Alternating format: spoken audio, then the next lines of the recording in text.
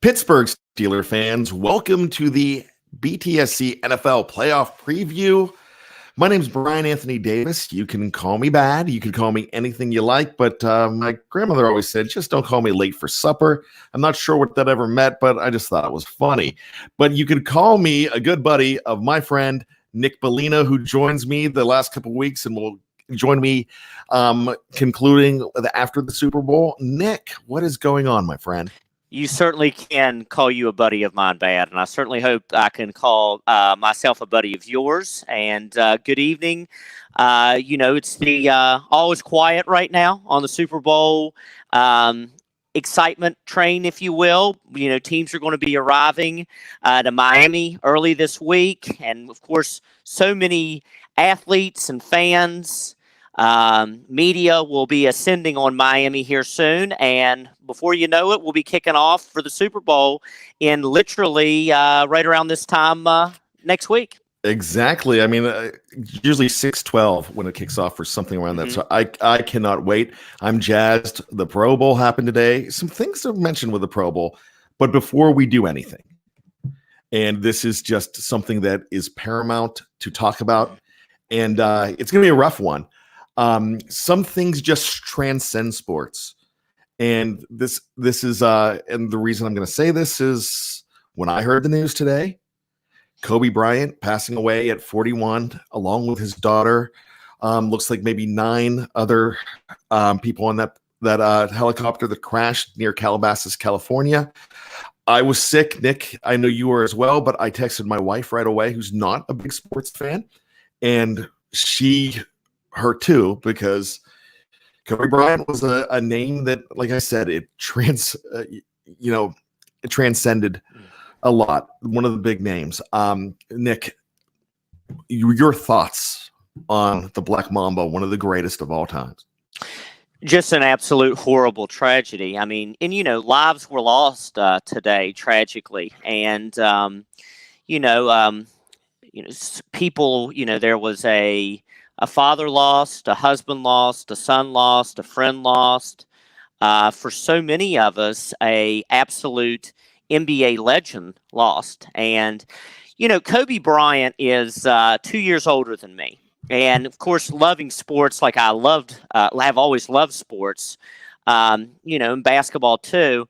I can remember always reading and hearing that there was a player from Philadelphia who was perhaps so good that he may go straight out of high school to the NBA, which, remember, Bad, when he did this was unheard of, long before guys were, going out of high school, and long before you had the one and done and all of this. And, a couple quick things is that I'll never forget hearing the story, and Jerry West tells it, of watching Kobe Bryant work out at the Forum then for the Lakers, and the great Michael Cooper, who was still in phenomenal shape, a wonderful defensive player, was called on to be at the practice. They were playing a little scrimmage, and supposedly a 17-year-old Kobe Bryant dominated Michael Cooper.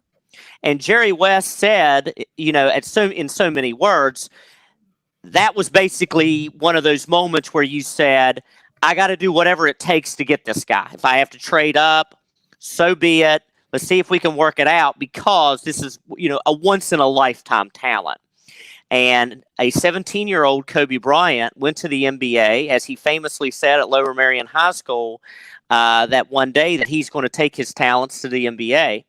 And at 17 years old, he did. And a absolutely off-the-charts, legendary 20-year career, 5 NBA titles, averaged 25 points per game.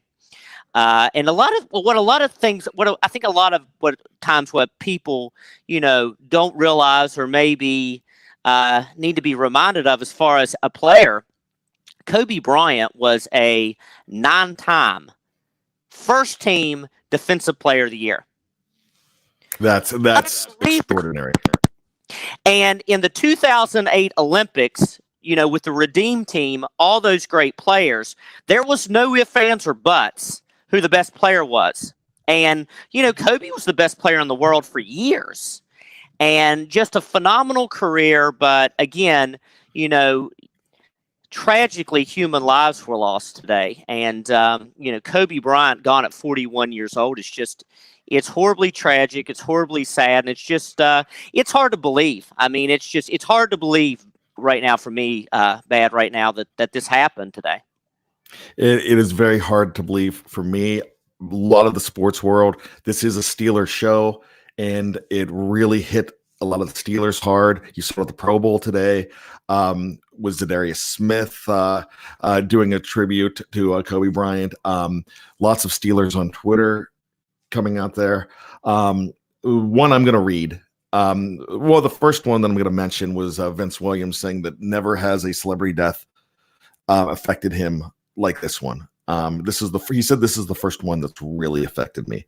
But James Conner apparently met with Kobe Bryant this week. And this is the two tweets that he put out just about 2 hours ago. I told Kobe, I'm trying to be legendary like him. He simply said, just grind every day.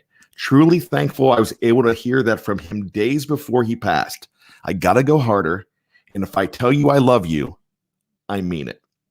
Yeah. Then he wrote in another one, nothing is guaranteed. Continue to spread positive vibes to one another and put out good energy in the world.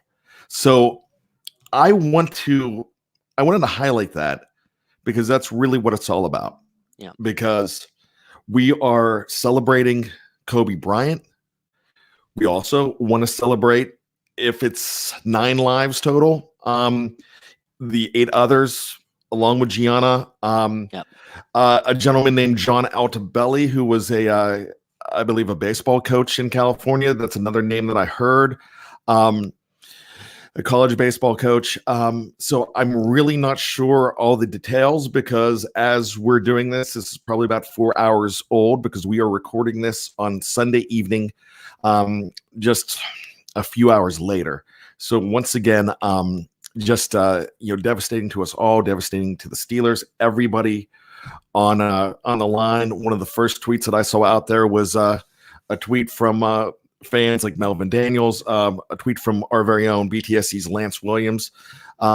This is a huge loss, but every single loss today was a huge loss. So let's take a moment of silence. Rest in peace, Kobe Bryant. With that being said, let's move forward. And one quick thing, Bad. Rest in peace, Kobe Bryant, and all those on the helicopter, and thoughts and prayers to friends, family, and so many people. Yeah, we in Pittsburgh, I don't know because I was 1 year old when it happened, but when Roberto Clemente on a humanitarian mission perished in a plane crash going to help earthquake victims on New Year's Eve, 1972. When he perished, it was I'm sure a feeling that many of us had. I know my dad talks about that as well. So we will move on, but hey, I talk about this after a Steeler loss, and it shows you how insignificant our pain over Steeler losses. But I always say after the Steelers lose, hey, our BTSC family, we're all here as a support group.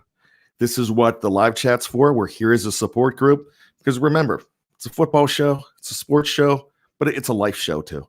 And it's about, being together here. So feel free anything you want to put in there on the live chat, and we could talk amongst ourselves as well.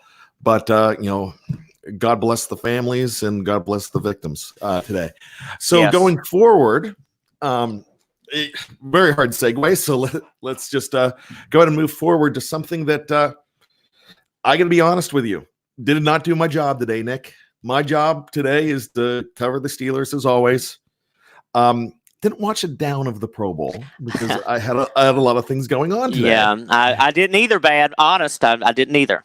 But I got to tell you, from what I've seen, and Felicia mentioned it a little bit earlier in the live chat, something that I saw and I knew before we came on the show, some good showings by some Pittsburgh Steelers. No MVP performances, but a game-winning touchdown from a Pittsburgh Steelers, our one and only Trenton Jordan Watt with the fumble Exclamation recovery. point on a great season. An exclamation point. Yes. So, and Joe Hayden, a new entry to the Pro Bowl just in the last 2 weeks, getting an interception in this game too. So defense showing up. Nick, we had a podcast just a few days ago on the Steeler preview with myself, editor Jeff Hartman, deputy editor David Schofield, and one of the things we talked about was the Pro Bowl, and we didn't talk a lot about it, but we talked about how this could be a very crucial Pro Bowl for the Pittsburgh Steelers, because it could actually be a big turning point for 2020. And the reason I say that is because you have a great feeling with those four men representing the Pittsburgh Steelers.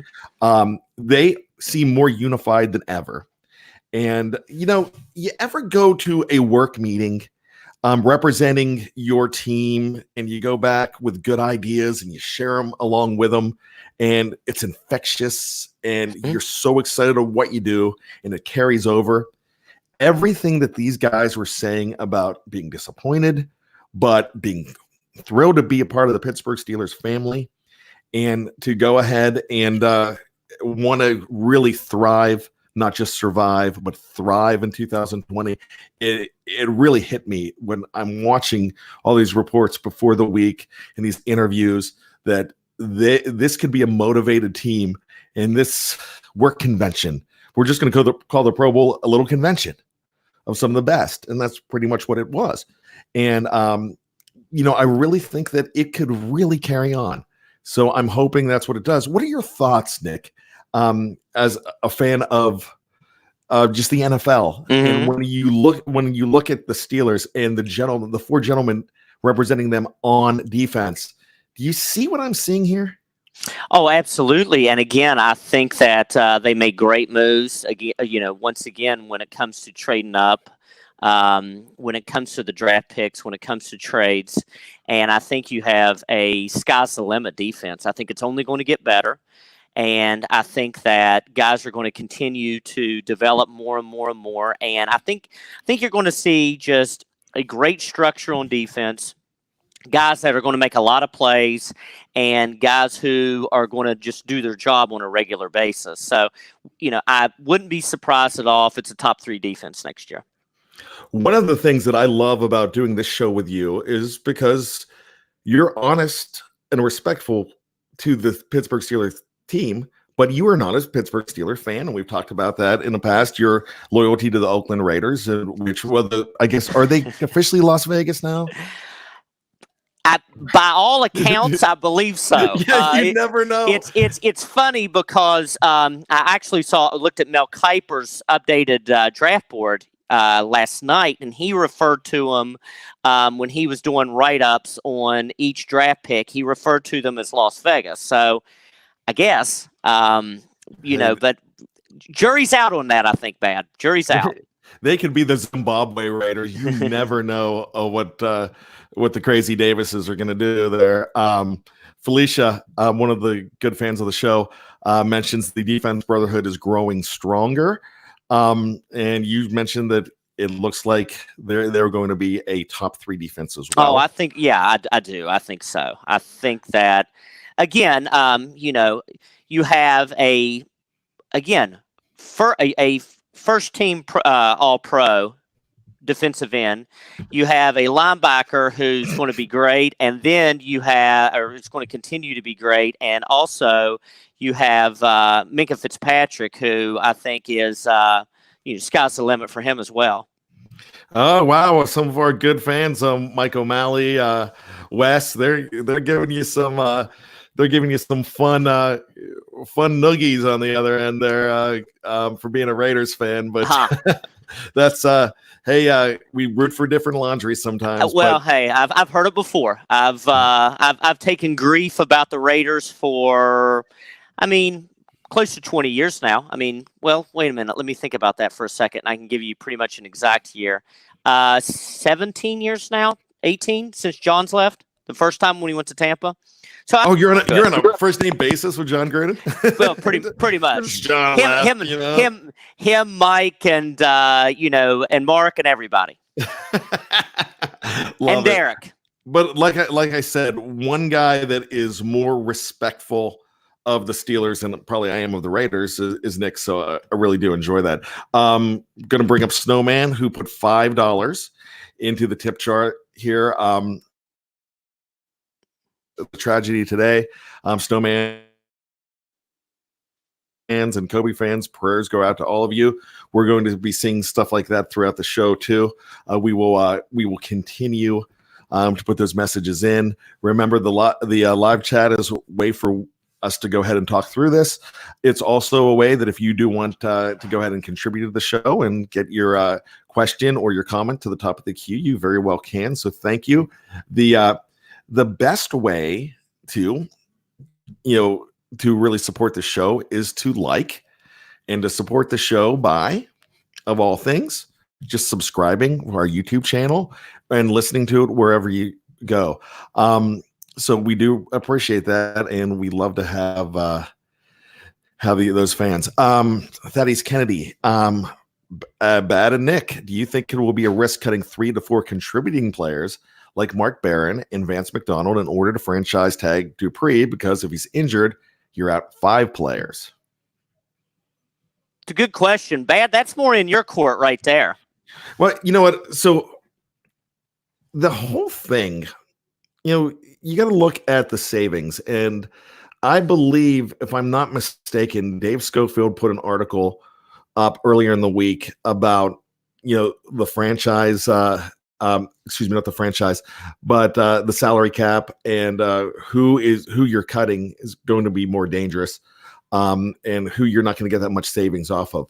Also, great podcast. And if you did not get a chance to go back, Nick, and listen to last Friday night's podcast with Lance Williams, the salary cap special with a Steelers salary cap expert on there, it was just absolutely with Mr. Wexel on there. I mean, it was just a fantastic podcast. So go ahead and check that out as well. So for what I'm saying on this, for the Steelers, and we're going to preview the NFL and the Super Bowl a little bit more, but it just depends where they want to go, and it kind of hinges on what you have with this one guy. Where can you replace him? Where you draft is basically what you decide that you want to do. With Bud Dupree, he might cost you $16-17 million, and you might not have any more room to go from there. So we will see. Well, if Brian Davis is the GM, what's Brian Davis do? Heart Bad says you keep them and you see what you got, and the window's here, and you go for that window and you play with that window, especially because not just the window now, but Ben Roethlisberger is a major part of that window. So I bring him back, and you move things around now. But here's one thing that you do not have this year that the Steelers, more than anything, Nick, rely on, and it's the collective bargaining agreement. Now, the problem with that is Pittsburgh is notorious, and they did this 10 years ago with Lamar Woodley. They have one of the best cap guys in the league. Omar Khan is just phenomenal. And he's probably the GM in waiting when Kevin Colbert decides to go ahead and hang it up. But he's very good at extending contracts and making room. Make room anywhere. You can't do that right now. You can't defer salary right now. So there you go. You just can't do that. And the reason you cannot defer that salary is because you can't go past 2, 3, or 4. For me, I want to see him around. I want to see this defense together.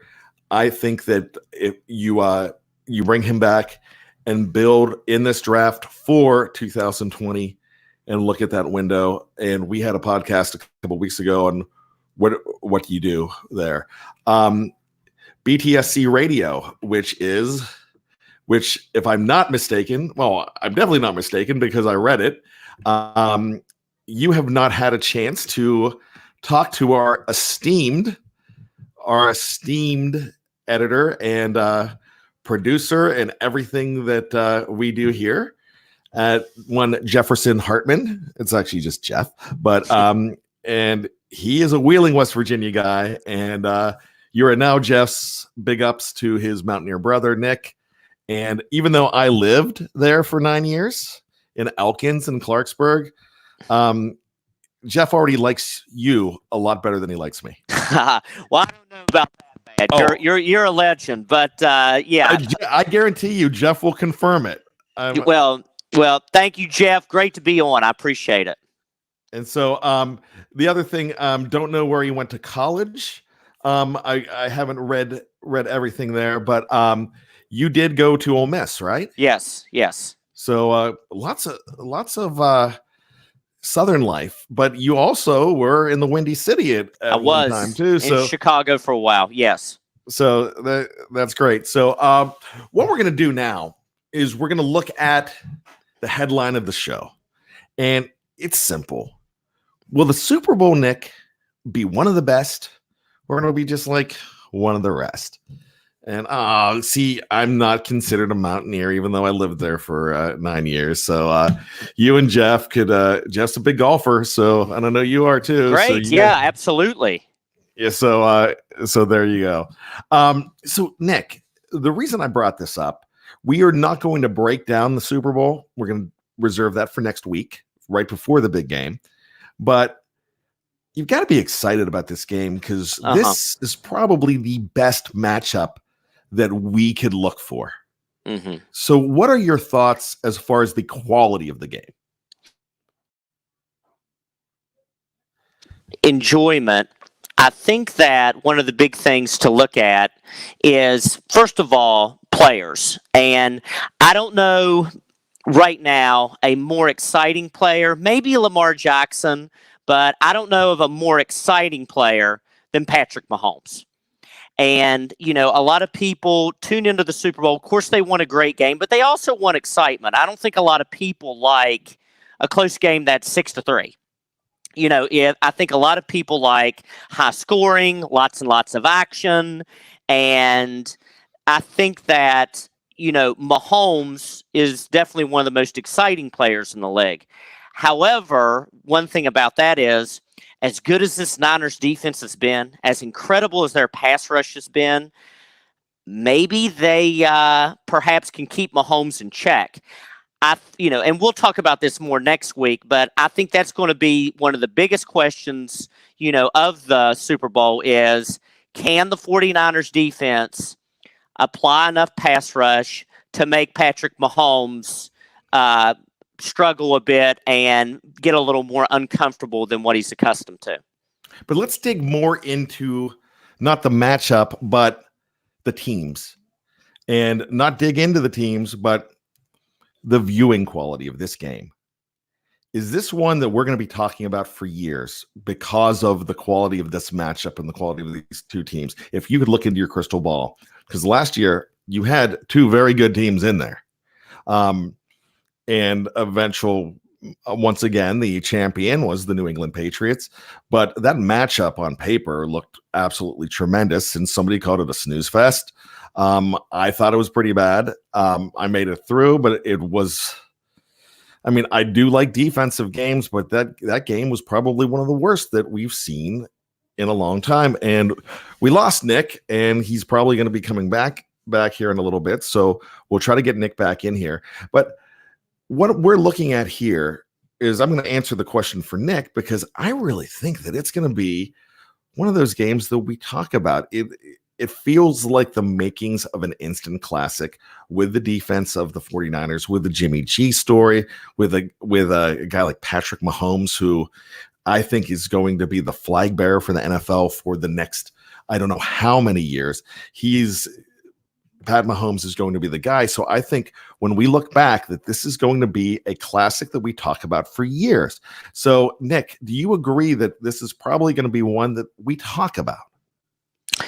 Now, Bad, I got to say, I lost you for about a minute. I couldn't hear you. So I'm going to ask you to ask me the question again, if you don't mind. As far as this Super Bowl, is it going to be one of the classics? Yeah, do you think it could be an instant classic that we talk about? And when people talk about their Super Bowl memories, spoiler alert, like we're going to do in just about a minute, do you think that this is going to be one that, like, man, nothing beats Chiefs, Niners, 2020 Super Bowl 54? Without a doubt. I definitely think it has the potential for that. But, you gave the segue. It's funny because, and I'll add to it, it's remarkable how a lot of times there are games that you think could be a blowout, and they are. There are games that you think are going to be close games, and there are. But there have been surprises. It's like I told you earlier. Honestly, one of the best Super Bowl games I've ever seen is Steelers-Cardinals. And I honestly thought going into that game that Pittsburgh would probably win between 14 to 17 points. I thought Pittsburgh was probably going to win by. And it ended up being an absolute classic and probably top 3 greatest Super Bowl catches ever. I think you could argue all day it's the greatest Super Bowl catch ever because it was the game-winning catch, Santonio Holmes. Now, that's better than Tyree for the Giants, Mario Manningham. I think so. It was the game winner. Okay. John Taylor in Super Bowl, I believe it was 23 in Miami. 1989, the 88 season was another amazing one. Classic. As well. Yep.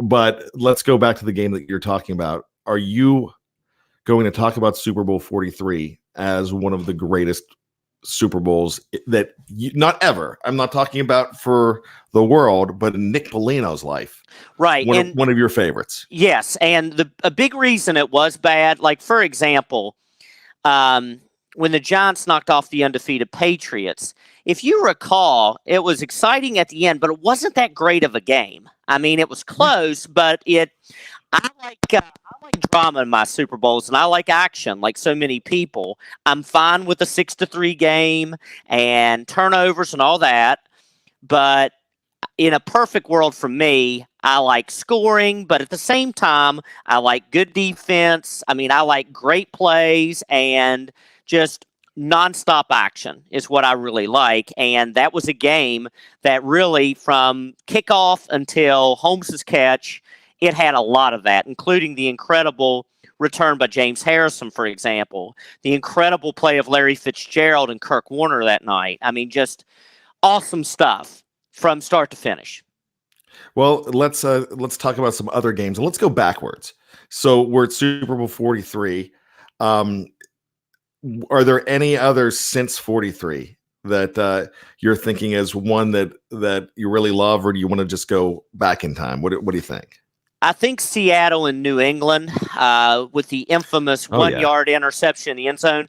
I think that probably from start to finish, that's the best game I've ever seen. In Super Bowl 49, and it gave us left shark. Katy Perry and the left shark at halftime.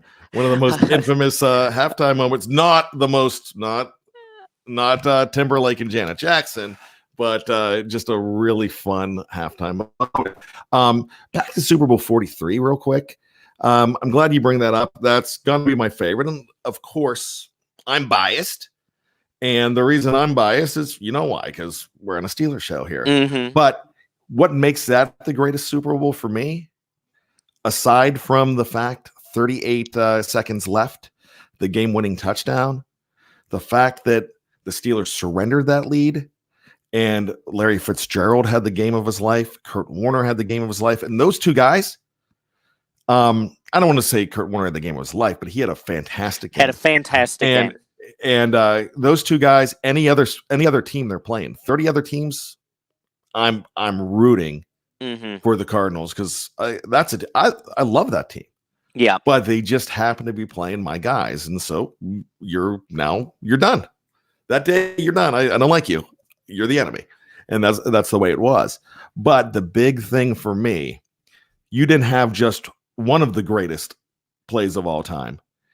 greatest touchdowns. You had two of the greatest touchdowns of all time, because that James Harrison 100-yard touchdown to end the second half, you don't win without it. And No, you it was don't. amazing. And what was that top 10 when there was two in the top 10 from that single game when the NFL counted them down the greatest plays. So that's just says a lot. Incredible. Yeah. So one of my favorites. Now, Felicia mentioned and somebody else mentioned this too. I think this is a fantastic game. New Orleans and Indianapolis. Great game. Where does that rank for you? Well, it's funny. The one thing that sticks out for me in that game, the first thing, if you say New Orleans, Indianapolis, Super Bowl, what's the first thing you think about? The first thing I think about is Peyton's onside kick right at the start of the second half and how the momentum immediately shifted to the New Orleans Saints, and they play just really a fabulous second half and win that game. Sensational game. Absolutely. One that I was going to say there. Just an incredible game. You cannot forget, and Mark Davison mentions this, Mr. Porter. Was it Tracy Porter? Not Tracy Porter. Terry Porter, I believe. Or maybe it was Tracy. I mean, the defensive back that Terry Porter. I'm pretty sure it's Terry Porter. Good. I did have it right. Terry Porter. So that was fantastic as well. For me. And one other thing too, and I know that, now I don't remember a lot of this, but I definitely saw some of it. But I think the other thing to keep in mind as well is for how many decades the New Orleans Saints were just awful. I mean, awful. I mean, the famous video of Saints fans wearing paper bags over their heads in the Superdome on Sunday afternoons watching the Saints. And, for them to go all the way and win the Super Bowl for a town and a franchise that had just seen losing season after losing season. And I'm not talking 6-10, 5-11 losing seasons. I'm talking winning a game or two losing seasons. Pretty remarkable. Now that Giants Patriots first Super Bowl was special to me because it was a 16-0 team. Well, excuse me, an 18-0 team. 18-0 losing, and I was. It was like I was with the Ravens game just a couple weeks ago. I was never was I rooting for a team that wasn't the Steelers more at that point, and then I changed it. Then I can say I was probably rooting for against the Ravens a few weeks ago with the Titans. So that was fantastic. That helmet catch, Mark Davison says, was unreal. David Tyree, it was just absolutely incredible. Plexico, our good friend, another former Steeler, and actually believe ended his career with the Steelers as well. He bookended with the Steelers. He's a guy, he had a huge touchdown in that game as well. I have a lot in my memory that I can go back, and I have had the pleasure the last week, I'd say, I've been going back and watching in full the Steelers Super Bowls. And I've been writing an article, and the first one that I did was last week, Super Bowl 9. I watched it in full. A really entertaining Super Bowl for a 16-6 game. But the games against the Cowboys, the Steelers and the Cowboys, they were incredible. And sensational. And I'm going to all the Hall of Famers too. All the Hall of Famers on the field. And I'm going to include Super Bowl 30 as well as a game that's really special to me. And it was a Steelers loss, but it was special. They were 15-point underdogs. They felt like they had no business against the triplets, Aikman, Emmett. List Irvin, goes on and on of the players Dallas had. Deion Sanders. And by the way, list goes on and on of the players Dallas had. I'm just going to throw in, I'm going to get heck for talking about the Cowboys, but Larry Allen. I was watching some highlights of him. One of the greatest offensive linemen of all time. Yeah, and I did not realize how amazing that guy was. One of the greatest of all time on the offensive line, definitely. And a great and a big man, a great athlete. great athlete. There are legendary stories of Larry Allen in the weight room and his quickness and his speed. I mean, Larry Allen was a phenomenal athlete and a Hall of Famer. Great player. Okay, we're having some trouble with the Saints Porter guy. I know Michael O'Malley is a Blazers fan, and he said the only one was Terry Porter. The only Terry Porter Point guard. Yes, for the Blazers. So we need to get the identity of the Saints Porter, and maybe it was both. So I'm trying to multitask. My wife says I'm the worst multitasker of all time, and I would probably well, you've worked with me, Nick, so you probably know that as well. Nah, that's not true. It was Tracy Porter. I mentioned Tracy Porter. Okay, it was Tracy. So there we go.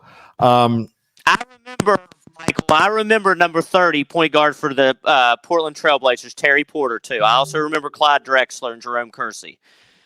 Yeah, I tell you what, Lob City. Was that what they call it? The Trailblazers, Lob City? They do now. I don't think they called them that in the early 90s. That was the Blazer team that went to the finals in 92 and lost to the Bulls. Great team. Yeah, Kevin Duckworth, they had a really good team. And the guy with the headband, was that Kersey? I think that was Kersey, yeah. I think Kersey wore a headband. There you go. Oh, so, yeah, but Michael O'Malley's like that. I was making a joke, but you're right. You're right. We were wrong. We were calling him Terry Porter. The guy's name was Tracy. So now you helped us out. Rip City, not Lob City. Rip City. Yeah. Yeah. So if you want anything, Lob City Clippers with Blake Griffin and Chris Paul. And I got to tell you, the first ever Portland Trailblazers player that I knew. I mean, not player, the first ever fan that I knew. So now if we want to talk Rip City, we got Michael here, and that's pretty awesome. So another one that was brought up in the live chat here, and I have great memories of this. And before I talk about this, it doesn't have to be your Steelers or your Raiders in the Super Bowl just to love the game, and it has a lot to do with the teams that are playing, and a lot of the times the teams that are playing that you don't like, and watching them go against these guys and not wanting to see them win. I mean, I remember the Ravens 49ers game and just like, please, 49ers, please. And they almost came back. And I remember that this could have been a most memorable game, but as soon as the game was over, I would not watch the celebration because that's just, I don't want to see them celebrate. But I remember one game that I didn't have hatred for the other team, but I really wanted to see it's the backstory. And it's when you're watching these guys and the pride of players, and there's pride on every single team. But can I guess it? Oh, I know you're going to guess it, but I think I will. Okay. I think it is probably when the Cowboys beat the Bills. It would be the Bills' fourth consecutive Super Bowl that they lost, and Dallas beat them. You know what? Nowhere close. Okay. But great. I mean, that's a great guess. This was just for a legendary player finally getting his due. A team that I would root for after I rooted for the Steelers. And watching, and the thing that kills me most about it, and I'll get heck for this, thing that kills me most is I could have probably gone to that game because the Steelers lost to them in the AFC Championship game, which I went to. But watching Denver beat Green Bay in Super Bowl 32 was really cool. Watching Elway spin like a helicopter. Yes. And that whole thing. Terrell Davis playing with a migraine headache. That was a fantastic game. And the other thing about that game too is bad. Which, by the way, I'm sorry, I misunderstood. I wouldn't have made that guess. I thought it was a team that lost. You felt bad for. Oh, okay. I thought it. Okay, so I got that wrong. I misunderstood it. I think the great thing about that was Elway winning. And it was a great game too. That was another start to finish great game. But if you remember, there was a stretch as well in the 90s where there were a lot of not very good Super Bowls. I mean, if you look at it, The Giants-Bills game was a classic. Sadly, with Scott Norwood, you felt horrible for him missing the field goal. But, Washington really handled Buffalo. So did Dallas those 2 times. And after that, San Francisco handled San Diego. Great respect to Pittsburgh because Dallas was so good. And Pittsburgh made it very interesting. But this was the first game, and Green Bay handled New England after that. But this was the first game that really went down to the wire for the first time in a long time. Green Bay and Denver did in the 90s. So I think that made it great, too.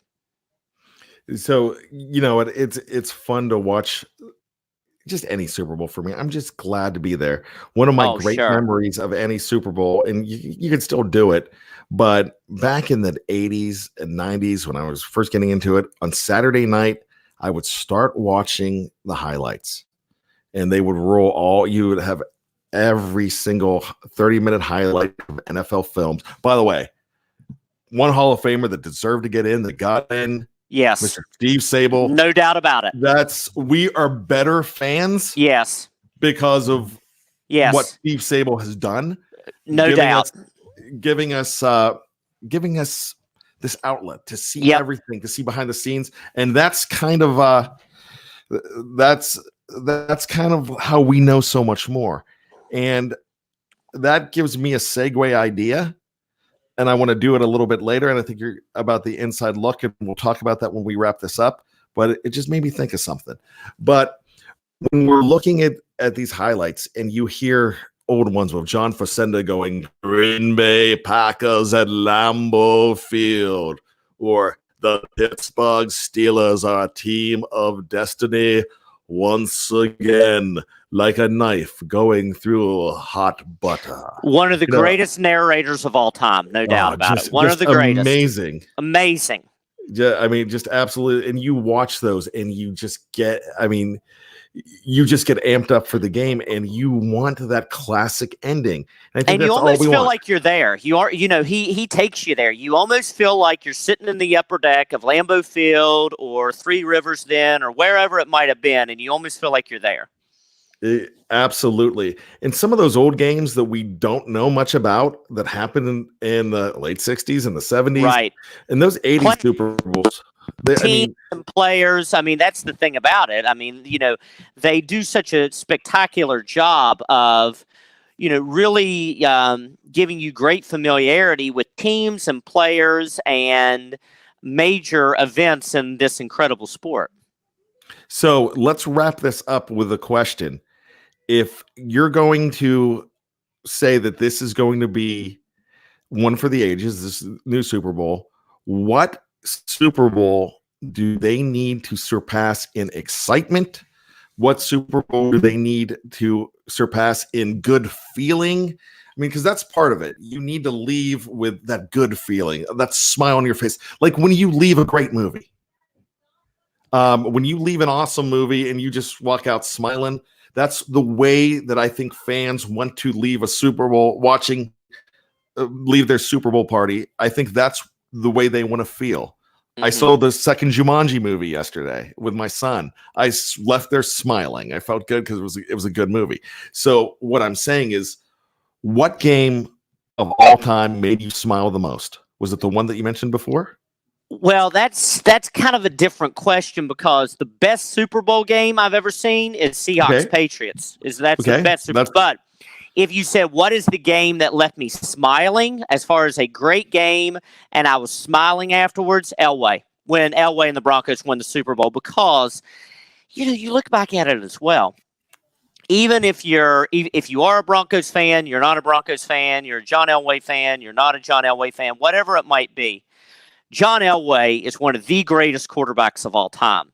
And John Elway made it to the Super Bowl with, in my opinion, average teams. Like the team that went to the Super Bowl and lost to Parcells and the Giants wasn't a very good team. I mean, Elway all but single-handedly got them there. So the fact that John Elway had so many Sunday heartbreaks at the Super Bowl, that was a great game, and it left me smiling that John Elway won a Super Bowl. I would tell you that I'm just going to use this. Anyone that was not won by the Baltimore Ravens or the New England Patriots makes me smile. What in recent history? Look, I don't like the Philadelphia Eagles. Not a team I like. Great But game. man, I was rooting hard, and that was a great game that did not stop. And I felt good about football. I mean, I went to bed smiling and feeling good watching that game. Is it my favorite Super Bowl? No, but it was a fantastic game, and I loved it. I loved every bit of it because it was watching Luke Skywalker beat down Darth Vader. Was it over 1,000 yards total? It was around 1,000 yards. I thought they got over just as both teams. I thought it was just over 1,000 yards at Super Bowl. Something like that. Yeah. So I want to segue to something we were talking about, Steve Sable and the inside looks, and something that we would not have if it wasn't for Steve Sable and NFL Films would be HBO's Hard Knocks. And there's a lot of talk right now because there's 5 teams that are eligible for Hard Knocks. Tony DeFeo and myself, we had a point counterpoint that ran yesterday on whether the Steelers should be involved in this game if they have to be assigned to it because they're not going to do it on their own. And you're a perfect person to talk to for this right now. Being a Raiders fan, you went through watching Hard Knocks. And before I say anything, one thing that a lot of people forget, because the first thing any Steeler fan is going to say, no way, because it's going to be a distraction. It's going to be a problem. They're going to, Bill Belichick's going to steal secrets and stuff like that. But the nice thing about it for the teams is you had John Gruden having veto power in the editing room.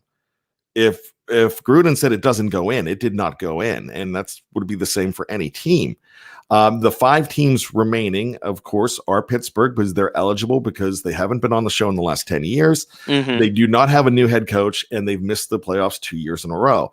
Detroit, Denver, Arizona Cardinals, which is probably a really exciting team, and the New York Giants are among those as well. I would probably think, the New York Giants can't be. They have a new head coach.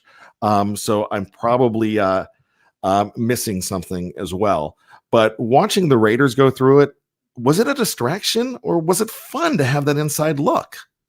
Oh, I think it's fun. Now, as a fan, and especially if I was a part of the organization, no, I wouldn't want it. I think it's a distraction. Absolutely. Do you think it hurt their season? No, I don't think it hurt their season, but I do think it's a distraction. And honestly, the other thing about it is bad. This is a organization and a football team that's still got a ways to go. I mean, this isn't a situation where you say, well, maybe if there wasn't any Hard Knocks, they would have been 12-4 this year. That wouldn't have happened. It's not a team that, was a favorite to win their division, was a favorite to maybe if a few things worked out to go to the Super Bowl. So at this stage in the, with where the organization's at, I don't think it's that big of a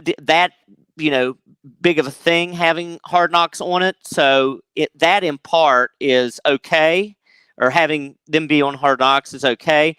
However, I think a better way to answer it is if I was a, team that went, 10-6, 11-5 and was projected to have a great season, I definitely would not want Hard Knocks.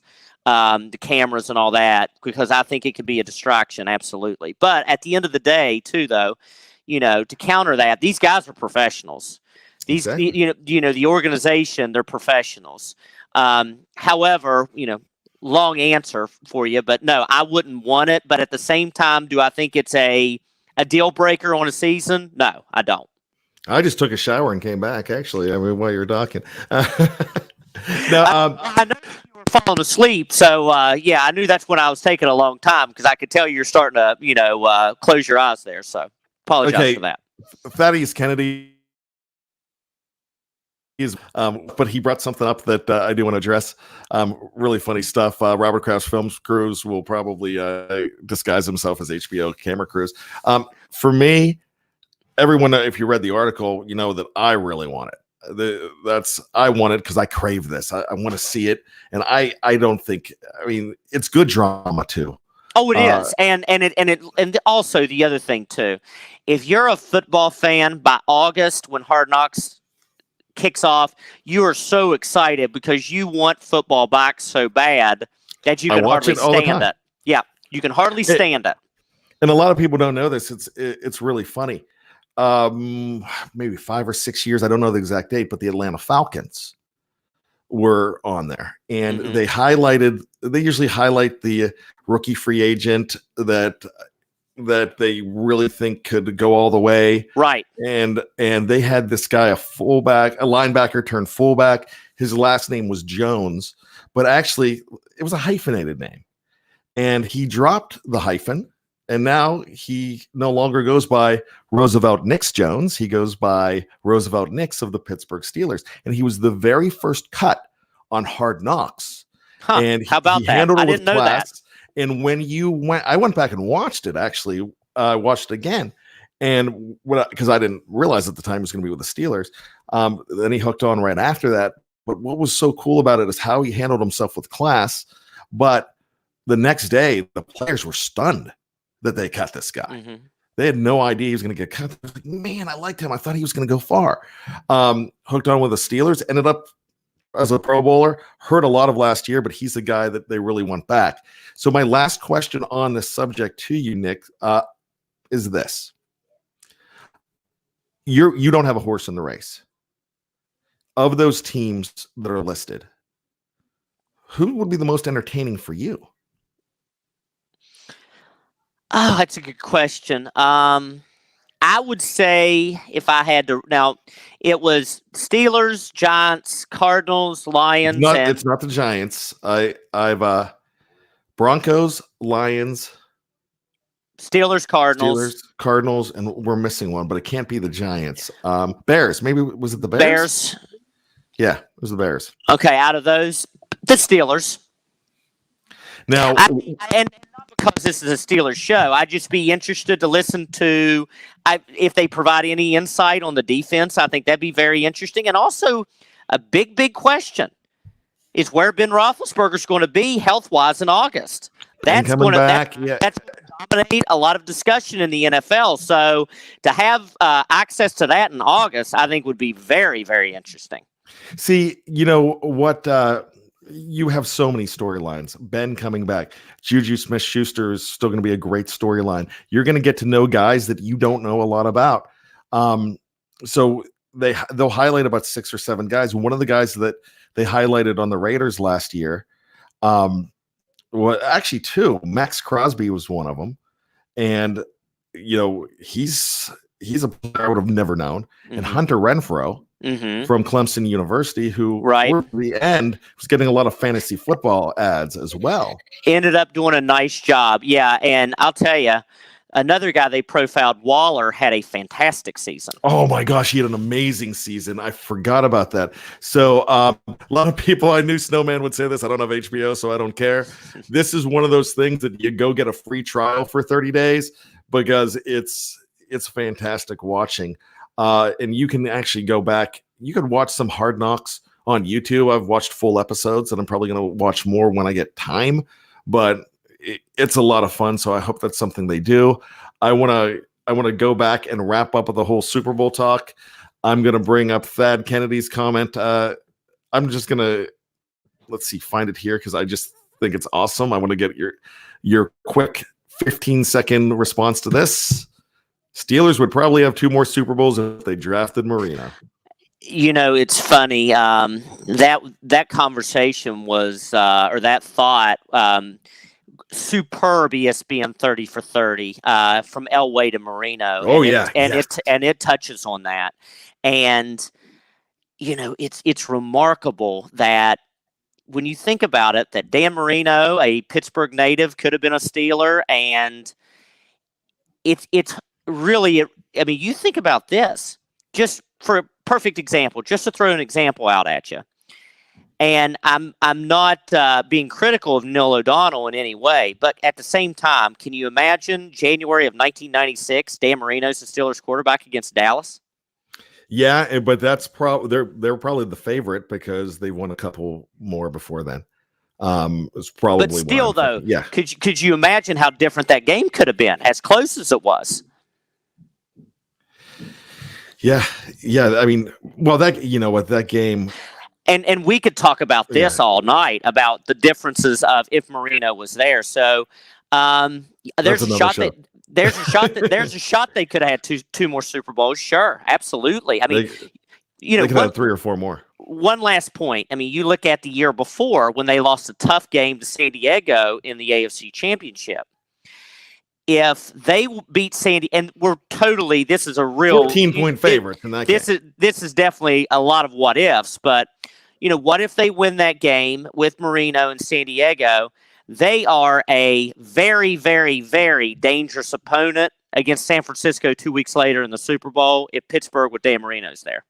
Well, here's a funny thing. If you go to a draft, you take one draft and you move around one first rounder, you could destroy the space-time continuum of the NFL with one guy. It doesn't matter who it is. You move one guy, you could change everything. You could change the course of history with one guy. Especially a quarterback. And, ask Green Bay, ask New England. Well, but honestly, ask Pittsburgh. You've had a franchise quarterback since 2004. I mean, that is an incredible luxury.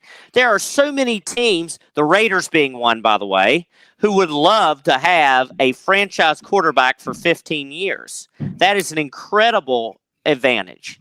Absolutely. Well, Nick, we are getting down to the wire, so we are going to go ahead and sign off. We're going to be talking next week. Now, I'm not sure exactly what day next week we're going to be talking, so stay tuned. We will go ahead and put that together. Thank you once again.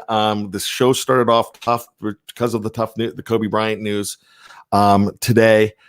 Just absolutely devastating once again. Rest in peace to Kobe Bryant. Absolutely. Thank you for all the kind words that everybody put in about the legacy of Kobe Bryant, his daughter as well, and the other victims of that devastating plane crash. Yes. Once again, that's why I love being a part of this Steeler community. BTSC has a Steeler family, but it's not just a Steeler family. It's a global family because it's just about anything that happens. This was not a Steeler that this happened to today. It was a human being, and that's why I love this so much. So thank you to all of you for continuing to be a part of our BTSC family. With that being said, Nick, thank you very much. We'll talk to you next week. Thank you, Bad. Thank you, everybody. All right. For Nick Bellino, my name is Bryan Anthony Davis. We will see you next week. Remember, subscribe, like the show, tell friends. We love you, my friends. Until next time, you've just been previewed. Take care.